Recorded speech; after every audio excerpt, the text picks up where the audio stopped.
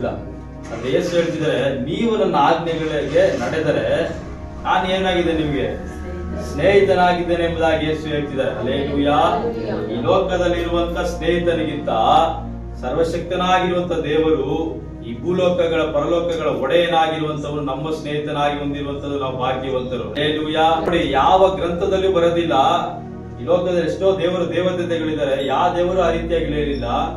ಯೇಸು ಹೇಳ್ತಿದ್ದಾರೆ, ನಾನ್ ನಿನ್ನ ಸ್ನೇಹಿತನಾಗಿರ್ತೇನೆ ಎಂಬುದಾಗಿ ಹೇಳ್ತಿದ್ದಾರೆ. ಹಲ್ಲೆಲೂಯಾ. ಆ ದೇವರುಗಳು ನಮ್ಗೆ ದೇವರಾಗಿಯೇ ಇದ್ದಾರೆ.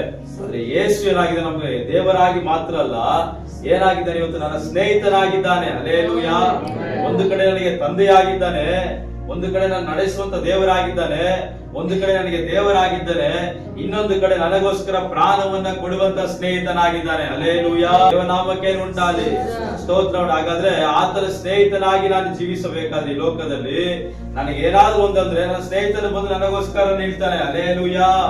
ಮತ್ತೆ ನಾನು ಎಲ್ಲಾರು ಕಷ್ಟದಲ್ಲಿ ಬಿದ್ರೆ ನನ್ನ ಸ್ನೇಹಿತ ನನಗೋಸ್ಕರ ಬರ್ತಾನೆ. ನಾನು ಯಾವ್ದು ವ್ಯಾಧಿಯಲ್ಲಿ ಬಿದ್ರೆ ನನ್ನ ಸ್ನೇಹಿತ ನನಗೋಸ್ಕರ ಬರ್ತಾನೆ.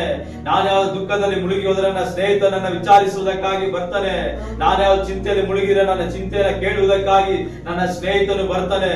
ಅಥವಾ ನಾನು ಪ್ರಾಣವನ್ನೇ ಕಳೆದುಕೊಳ್ಳಬೇಕೆಂಬುದಾಗಿ ಇರಬೇಕಾದ್ರೆ ನನ್ನ ಕಾಪಾಡುವುದಕ್ಕಾಗಿ ನನ್ನ ಸ್ನೇಹಿತನು ಬರ್ತಾನೆ. ಆ ಸ್ನೇಹಿತನೇ ಯೇಸು. ಹಲ್ಲೆಲೂಯಾ. ಇವತ್ತು ಯೇಸುವನ್ನ ಬರೇ ದೇವರೆಂಬುದಾಗಿ ಅಲ್ಲ, ಇವತ್ತು ಯೇಸುವನ್ನ ನಮ್ಮ ಸ್ನೇಹಿತನಾಗಿ ನಾವು ಹೊಂದಿದ್ದೇವೆ. ಹಲ್ಲೆಲೂಯಾ.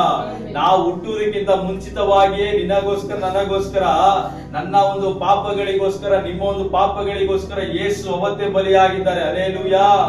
ಆಲ್ರೆಡಿ ನಿನಗೋಸ್ಕರ ನನಗೋಸ್ಕರ ಯೇಸು ಪ್ರಾಣವನ್ನ ಕೊಟ್ಟು ನಮ್ಮ ಪಾಪವನ್ನ ಬಿಡಿಸಿದ್ದಾರೆ. ಹಲ್ಲೆಲೂಯಾ. ಈತನೇ ನಿಜವಾದ ಸ್ನೇಹಿತನು. ಹಲ್ಲೆಲೂಯಾ. ಇವತ್ತು ನಿನ್ನ ನೋಡಿ ಹಾಗೆ ಆತನು ಬಿಟ್ಟು ಸುಮ್ಮನೆ ಹೋಗೋದಿಲ್ಲ. ನಿನಗೋಸ್ಕರ ಆತ ನಿಲ್ಲುವಂತ ದೇವರಾಗಿದ್ದಾನೆ, ನಿನಗೆ ಸಹಾಯ ಮಾಡುವಂತವನಾಗಿದ್ದಾನೆ, ನಿನಗೋಸ್ಕರ ಮಾತನಾಡುವಂತ ದೇವರಾಗಿದ್ದಾನೆ, ನಿನಗೋಸ್ಕರ ವಿಚಾರಿಸುವಂತವನಾಗಿದ್ದಾನೆ. ಕಾರಣ ಆತನು ದೇವರಾಗಿ ಮಾತ್ರ ಅಲ್ಲ, ನಿನ್ನ ನನ್ನ ಸ್ನೇಹಿತನಾಗಿದ್ದಾನೆ. ಹಲ್ಲೆಲೂಯಾ. ಇವತ್ತು ಹಾಗಾದ್ರೆ ಯೇಸು ನನಗೋಸ್ಕರ ಪ್ರಾಣ ಕೊಟ್ಟಿದ್ದಾನೆ. ನನ್ನ ಸ್ನೇಹಿತನು ನನ್ನ ಪಾಪಗಳಿಗಾಗಿ ಪ್ರಾಣ ಕೊಟ್ಟಿದ್ದಾನೆ. ಯೇಸುಗೋಸ್ಕರ ನಾವು ಆತನ ಸ್ನೇಹಿತನಾಗಿರಬೇಕಾದ್ರೆ